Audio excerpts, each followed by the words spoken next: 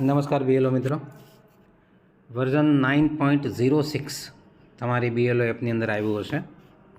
જો નવું વર્ઝન ના હોય તો અપડેટ કરી લેવું પહેલાં, જેથી આ ડિસ્ક્રિપન્સી ઇન મેપિંગ જે છે એનો નિકાલ તમે કરી શકો. ડિસ્ક્રિપન્સી ઇન મેપિંગ છે શું એની વાત કરીએ પહેલાં.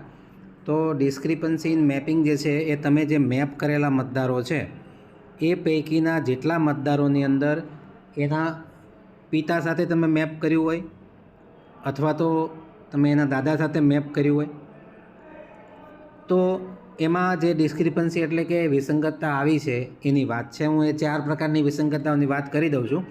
તમે લગભગ અગાઉ આ પહેલાં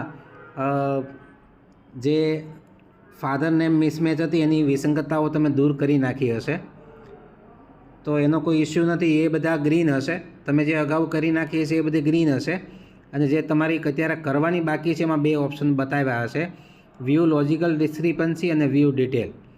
તો આ પહેલું જે ઇલેક્ટરનું નામ છે એની અંદર આપણે વાત કરીએ તો એ કેવા પ્રકારની છે બરાબર સમજી લેજો પહેલાં તો, અને કઈ કઈ વસ્તુ તમારે અપલોડ કરવાની છે એ પણ આપણે જોઈ લેજે, જેથી આ નિકાલ થઈ જાય ને આને નોટિસ આપવાનો આપણે વારો ના આવે, અને એ વ્યક્તિને આપણે સાચા મેપ કરેલા છે એટલે એનું નામ પણ એકદમ વિના સંકોચે વિના વિઘ્ને આપણે ચાલુ રાખી શકીએ.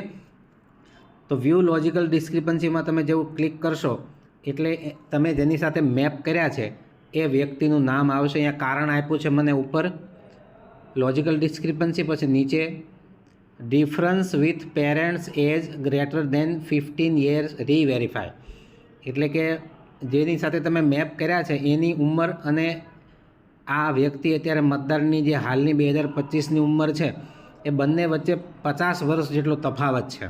તો આવું બની શકે નહીં, કારણ કે એને પિતા સાથે જો તમે મેપ કર્યા હોય તો 50 વર્ષ જેટલો ડિફરન્સ ન હોઈ શકે, એટલા માટે આ એની ડિસ્ક્રિપન્સી પકડેલી છે.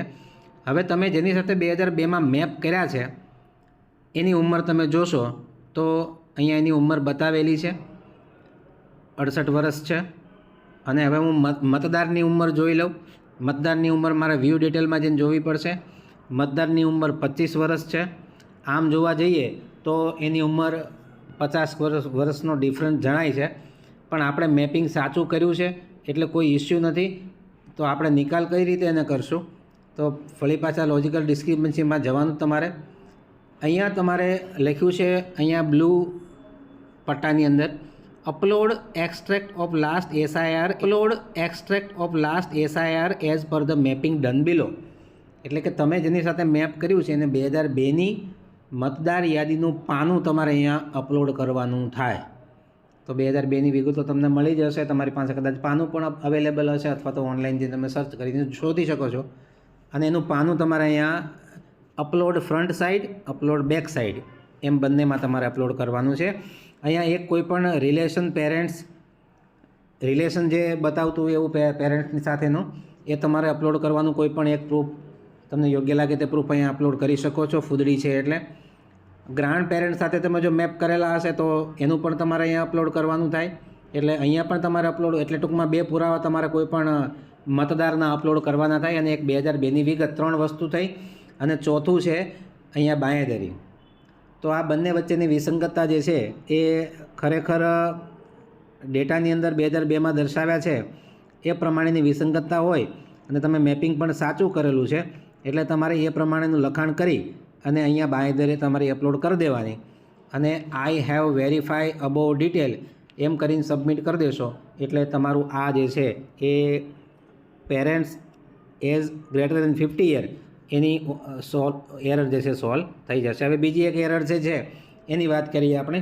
થોડોક વિડીયો લાંબો થશે પણ તમને બધી જ એરરનો વિષય જાણકારી વ્યવસ્થિત મળી જશે, જેથી આપણે એ એરરને કેવી રીતે સોલ્વ કરવી એની આપણને ખબર પડે.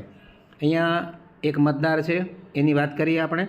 આનું લોજિકલ ડિસ્ક્રિપન્સીનું કારણ મને આપ્યું છે difference with parent as less than 15 years.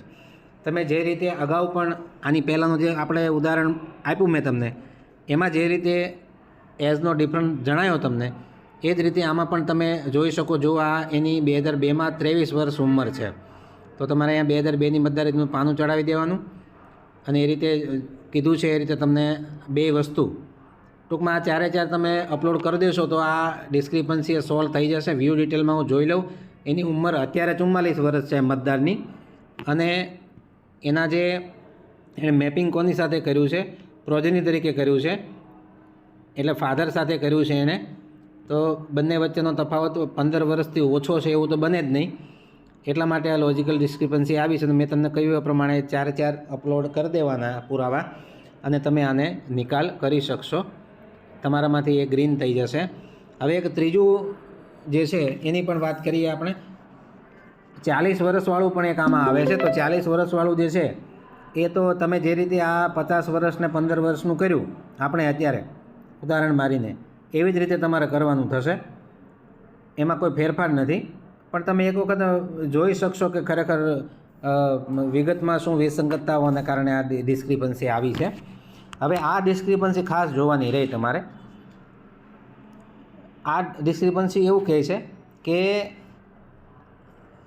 જે વ્યક્તિની સાથે તમે 2002ની મતદારી સાથે તમે મેપ કર્યું છે એ વ્યક્તિની સાથે અન્ય ગુજરાતના અથવા તો તમારા ભાગના અથવા તો તમે અન્ય ઘણા બધા BLOએ એટલે કે મોર દેન 6 કરતાં વધારે BLOએ આને એઝ અ પ્રોજેની તરીકે લીધું છે. જુઓ લખ્યું છે, you have been linked as son/daughter with someone who is also claimed by 6 others as father, giving suspicious of a likely incorrect match.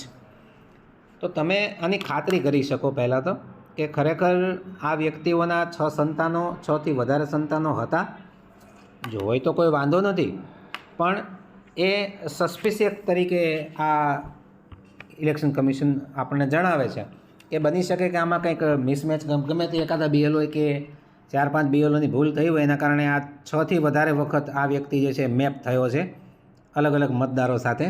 એટલે કોઈકની ભૂલ હશે તો આપણે આ ડિસ્ક્રિપન્સી પણ દૂર કરવી પડે. જો તમે ડિસ્ક્રિપન્સી દૂર નહીં કરો તો આપણે એને નોટિસના પીરિયડમાં જવું પડશે અને એને આપણે પુરાવા સાથે એની સુનાવણી કરવી પડશે.